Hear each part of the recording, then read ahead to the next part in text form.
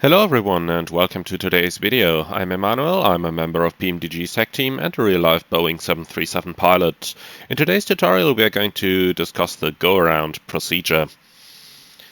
So let's start off. Where are we and what are we going to do? We're currently on final approach to runway 32 right at Cologne-Bonn Airport. I've paused the simulator here in order to be able to give you a better introduction into what we're going to do and in order not to waste any time later on. The go-around procedure in the Boeing 737 is a fairly manual procedure. The only way you are going to get automatic go-around guidance is if you're doing a dual-channel approach, so if you're coming in for an auto-land. However, you normally are not going to do a dual-channel approach for a normal landing where you intend to disconnect the autopilot. Which means that on most approaches, you will only have a single autopilot engaged. When you're starting the go-around procedure, so when you're pressing the toga button, this autopilot is going to disengage and you will have to manually fly the go-around procedure. That is normal in the Boeing 737 next generation aircraft. The toga click spot is here on the thrust lever. You have a button over here and a button over here, and either of the two is going to do the job. However, since these are fairly difficult to reach, PMDG has included hidden click spots on the mode control panel over here and over here. Either of the two click spots is going to work exactly like the toga button does. So, let's quickly review the actual go-around procedure. In my airline, it is SOP that we are briefing the full go-around procedure for every single approach, including the actions we're going to carry out, since we don't do a lot of go-arounds on the line. So, with most pilots, the last go-around will have been on the last simulator check ride. So, if we go around, we're going to press toga, call go-around flap 15, set go-around thrust. We'll raise the landing gear with a positive rate of climb. At 400 feet, we'll engage LNAV and tune the radius for missed approach. We're going to retract the flaps and schedule. So, flaps 5, 1, up. And on this particular go-around procedure, there is no speed limitation, so we can retract the flaps completely without the need to stop at any intermittent flap setting. Once we're reaching our missed approach altitude of 5,000 feet, we're going to engage the automatics, run the after takeoff checklist, and then decide on the further course of action. So this is how you're going to fly the go-around. Now let's quickly look at the missed approach routing that we have in the FMC for this approach. We're doing the ILS approach for runway 32 right in Cologne, and the missed approach looks like this. We're going to proceed on the runway track 3.2 DME from Kilo Bravo Oscar, or 2,000 feet, whichever is later. And then make a right-hand turn inbound to Kola VOR, climbing to an altitude of 5,000 feet. So the idea is straight ahead, 3 miles, or 2,000 feet, and then a right-hand turn to Charlie Oscar Lima, climbing to 5,000 feet. In the 737 there are two options for go-around thrust. You either have full go-around thrust or reduced go-around thrust. The difference is the following. If you're using full go-around thrust, the engines are going to give you whatever they have, resulting in rapid acceleration and rapid climb rates. For most go-arounds, however, you don't need that. Just like on takeoffs, where you are aiming to reduce your takeoff thrust, for go-arounds there is exactly the same option available in the 737. That is reduced go-around thrust. With reduced go-around thrust, the airplane is going to automatically determine how much thrust you're going to need for an average rate of climb between 1 and 2,000 feet per minute, which fulfills all legal go-around requirements, while it does make things go a little bit slower and there's just a bit more time for the pilots to react. So how do you trigger each of them? The first time you press the toga button, you are going to get reduced go-around thrust, indicating by GA, showing on the auto throttle flight mode annunciator. If you press the toga button a second time, you're going to get full go-around thrust, indicated by N1 on the FMA. If you're flying in manual thrust and don't use the auto throttle, then just set the thrust levers to 90% N1. You have this nice white arc over here on the engine display. There's one. Just set it all the way to 90%, and that is going to be approximately reduced go-around thrust. With lighter aircraft like the 700 or 600, it's probably going to be even a little bit more. But full go-around thrust is usually in the region around 99%, so you're still going to achieve quite a thrust reduction, helping you with the airplane control and helping you not to overspeed the flaps. As I've said earlier, as we are only flying with a single autopilot, the autopilot is going to disengage when we're going to press toga, so be prepared to hand fly the airplane. Another reason why you want to use reduced go-around thrust is because it makes your airplane climb a little bit less. So that also means that the altitude acquire mode is going to engage a little bit later. Altitude acquire is the mode where the airplane tries to capture the selected MCP altitude. When altitude acquire engages, the speed window is going to open up, meaning that during the normal go-around, the speed window is going to be blank, and the airplane will automatically set the airspeed bug, depending on the current flap setting, to aid the flight director commanding the correct acceleration sequence. Be aware that the airspeed bug is always going to move to the target position for the maximum takeoff weight, not the actual weight, but the maximum takeoff weight for the current flap position.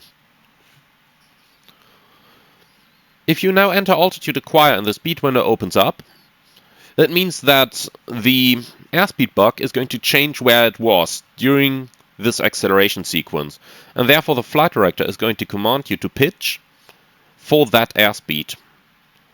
So be aware during the go-around procedure that once the airspeed window opens up, you will need to set the up speed manually. And that is also the reason why we are hand flying the go-around. If you are in toga mode and you engage the autopilot, it's going to change to MCP speed, so basically to level change, and the speed window will open up. So automatic go-around guidance is only available if either you have had both autopilots engaged, or if you are hand flying the airplane. The flap retraction schedule is the same in a go-around that it is on a normal takeoff. So for the go-around, you'll call go-around flap 15, set go-around thrust, meaning that you are immediately going to retract the flaps to the 15 position. That's because the 25, 30 and 40 position are just providing marginally more lift, while they are mainly settings to give you some more drag to make the airplane more controllable. So you will start off with a go-around with flap 15. The acceleration in a normal go-around sequence happens rather early, at 400 feet if you have both engines operating, or at 1000 feet if you're flying on single engine. But in this tutorial we're going to discuss the go-around with both engines operating. We are going to do a separate one on single engine go-arounds. So from flap 15, your next position is going to be flap 5, flap 1, and then flaps up. And you're going to set those the same way you did on the normal takeoffs. So when you're passing the respective bug for the respective flap setting, then you're going to change to the next lesser flap setting. Alright, this is all the theory we're going to cover. Now let's head out and start the approach.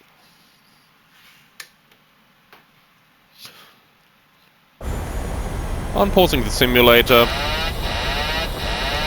Unfortunately, the pause does sometimes cause a little bit of a hassle with the trim acting up, so let me quickly correct that and get us back onto the path.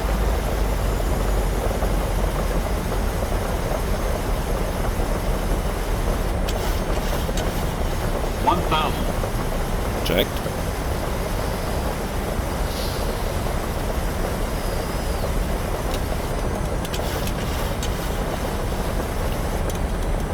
Alright, I will put the autopilot back on now, just to show you how the disengaging is going to work.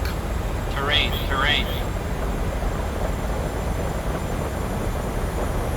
Okay, We already got terrain warnings, we got that small pitching. You know what? Let's go around. Okay. Go around, flap 15, set go around thrust. Plus 100. So, pitch for the flight director. Positive rate, gear up.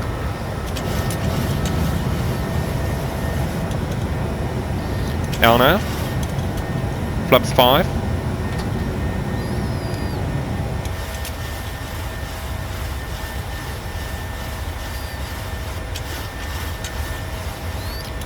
Flaps 1.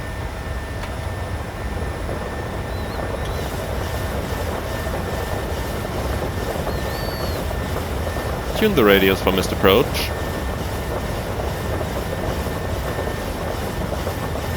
Flaps up.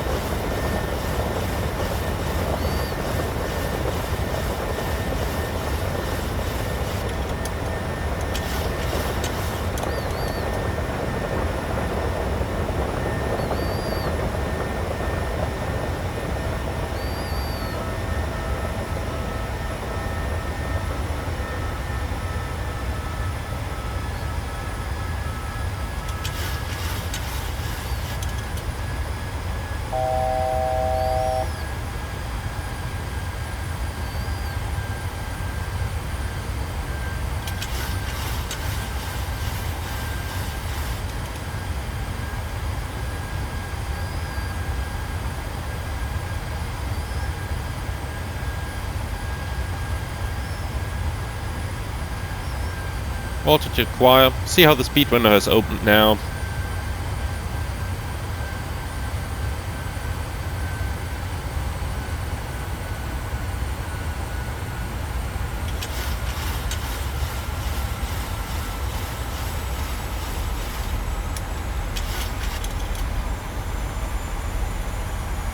Command A.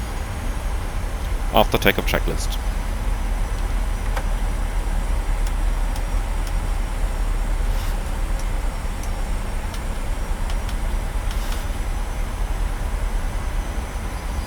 Okay, engine bleeds, on, packs, auto, landing gear, up and off, flaps, up no light. After takeoff checklist complete. Alright, and this basically concludes the go-around procedure. You see, things are going very fast, and I've been using reduced go-around thrust here. If I'd been using maximum go-around thrust, so if I had clicked the toga button twice, the airplane would have flown even faster, and things would have gotten even quicker. So unless terrain is an immediate concern for you, I would recommend to use reduced go-around thrust whenever it is possible, as it is really going to aid you controlling the airplane. Alright, this shall conclude today's tutorial. Now, I'm hoping that you're all going to enjoy the PMDG 737. Wishing you many successful landings. But if you need to go around, you know how to do it now. Thank you very much, and I will be back.